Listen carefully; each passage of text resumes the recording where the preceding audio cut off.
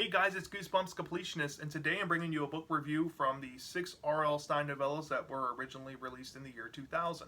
And the book in question for this video is Three Faces of Me. Off the bat, I'm pretty positive this book was supposed to be a full-length story. Most likely with Series 2000 roots. And the reason why I think this is because the main character has a last name, and the plot divergence in this story kind of hops around different locations, kind of divulges into more side characters and stuff than the others have. I just feel like this was supposed to be a full-length story. It definitely feels incomplete. It feels like it needs probably like 20 to 30 more pages to feel absolutely done. But I definitely could see this one being an outline for like a Series 2000 book. So going in with my thought process for the rating system near the end, I will be trying to rate this as a normal book because I feel like that was its intention to be. Before we get into the plot and stuff, I'm just going to be honest. This was one of, if not the weakest novella. I didn't have a particular fun time reading this story. I did enjoy a plot mechanism in this story that I thought was very unique and very cool, but that wasn't enough to save the story. It had one of the most predictable endings I have ever read in a piece of Stine literature. So let's get into the plot without giving too much away, because I will spoil if I go too deep. So I'll try to keep it as brief as possible. So this kid named Ira is walking his little brother Mark home from school one weekday afternoon.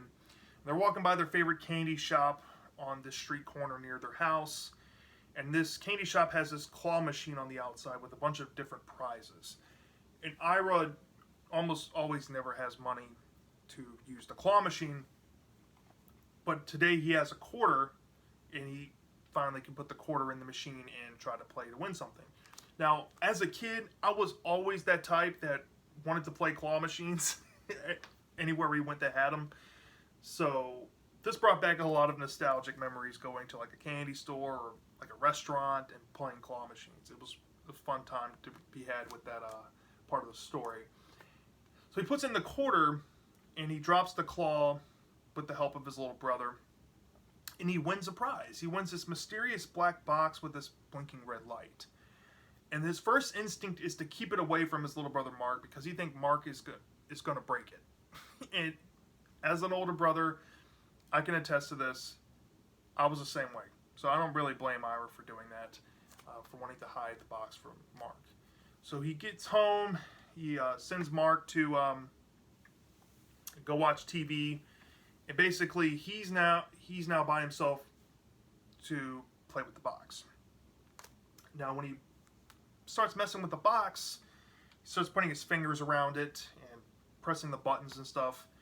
The best way I can describe how my thought process was going in this story is, if you have ever seen or read anything by Clive Barker and you are familiar with the Hellraiser franchise, the box that opens the gate to the Xenobites and stuff is basically what I'm thinking in this story.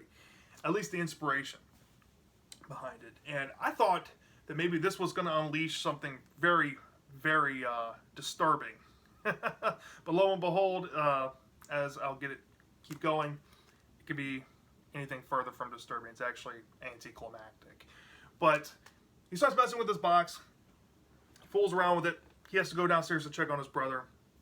He comes back up to his room, and lo and behold, he now has a clone sitting on his bed. And this clone is wearing his clothing that he's wearing, looks just like him. As a matter of fact, the clone is saying that he is him. And Ira is like, there's no way you can be me. I'm the real Ira. So they start fighting over who's the real Ira. And the real Ira starts panicking, because now he has made a clone of himself, and now he has to explain that to his parents, that he has basically a twin, and there's a new sibling. And he immediately thinks that he can barely handle his little brother. He's not going to be able to handle a second version of himself. So while he's trying to figure out what to do, he gets this idea to maybe go ask his friends that are actual identical twins, for their perspective on having a twin brother, because he's basically, at this point in the story, he figures that he's stuck with this clone. So after going to talk with his real life friends that are twins, his friends started saying all the positives of having a twin. And then the overwhelming amount of negatives that come with being a twin. So this scares Ira even more, and he's like, I can't have an identical twin. This is not going to happen. I need to figure out a way to get rid of this guy. So he goes back to his house, and he's like, okay, you are going back in this box whether you like it or not. And he starts wrestling with this clone because the clone doesn't want to go in the box. The clone keeps urging him to stop messing with the box because more weird stuff's going to happen. The real Ira doesn't listen. He thinks by pushing the red button with him in the room, potentially, put it back in the box, nothing happens. So he's like, stay here while I go try to, tell my parents the truth so I can admit to them that I have a twin. So he goes down and talks to his parents, and, of course, plot convenience, he can't really tell them the truth. He goes back up to his room, and now he has a second clone. And both of these Iras are arguing about who's the real Ira, who came first, yada yada. So Ira is now completely floored, panicked. He doesn't know what to do. A couple of things happen. Fast forwarding a little bit without giving too much away, because this is getting kind of predictable. So basically, the two clones escape his room that he's locked them in, and he has to find these two clones. And the two clones are playing at a public park in front of all of his, peers and all of his friends, and he doesn't want to create a scene and basically get outed that he now has three versions of himself. So when he goes to try to collect them to take him back to his room, his peers and friends start noticing, like, wow, these people look just like you. And Ira tries to play it off like they're cousins, but his friends and peers want closer views, so Ira gets this instinct just to run and take off and take the clones with him, and then the people start chasing him for some reason. And then they eventually stop because the book literally says they forget why they were chasing them in the first place. So Ira ends up back at his house, gets the clones up to his room, and he figures how to open the box, which has a erase function to it. So he clicks the erase function, and before his mom can come up and talk to him, the clones disappear. So Ira has now resolved the situation. And then the ending happens, which I'm not going to spoil, but I will just give you a little basic rundown. Ira has to go visit a loved one, and he gets an idea for the box. And that's all I'm going to leave it. So basically, in a nutshell, that is Three Faces of Me. The strengths for this story was the fact of the box itself. I'm kind of disappointed in how the box was written. It could have had a lot more disturbing nature involved with it. Like maybe these clones fed off his life energy or something. I don't know. Just anything other than just a box with a blinking button that creates clones. Anything. But no. I thought it was going to go that dark route because if you look at the cover art, these kids look pretty scary looking. But nah, I didn't go that route. Or maybe I thought that he was splitting his soul into three pieces. I don't know. But it was just kind of bland on that aspect with the claw machine prize. But I really dug that idea that he won this out of a claw machine. Also another strength, surprisingly, was the fact that Ira, has to go through a legitimate, unexpected problem, which I thought was pretty well done given the amount of pages. It is an incomplete book. It feels like it does have its problems, but I like the aspect that Ira has to overcome an obstacle. But the ending kind of completely deflates his lesson he learned throughout the whole story, which is to not use the box. Or maybe he found the way to fix the problem, so now he feels like he can use it for whatever. So that's also playing into the negatives now, which there is a good amount of negatives.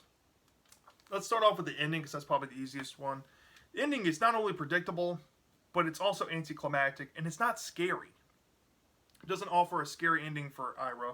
Basically, Ira can just do whatever he wants now. The villains, which I guess are the clones in this story, aren't all that scary either.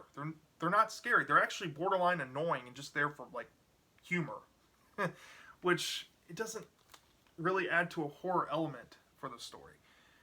And I'm sure this probably would have had a lot more horror if it was elaborated on further. But it just wasn't the scariest story. It was humor-filled. It just felt kind of dry and bland. Yeah. And the supporting characters, you know, were basically himself. So, I don't know. So if I had to rate this from a 0 to 5 stars, I'm just going to be honest. I thought the ending just really deflated the whole story, so I deducted a full point. And I deducted another full point just for how dry and bland the story felt and the lack of horror in the story. But there are some scary aspects dealing with Ira's, like, real-life situation of having to cope with an unexpected problem. I did like that, like I said. But it didn't deliver correctly, in my opinion. And I deducted another 0.5 for the plot convenience in this story. The nonsensical stuff that starts and really has no reason for being in the story. The lack of effort, I would say, basically. I'll deduct another 0.5 off. It feels like it needs more effort. I'm not saying I wish it has more effort. I'm saying it needs more effort. So I have this down to a 2.5 out of 5. Below average. This is a below average short story, I guess novella, book.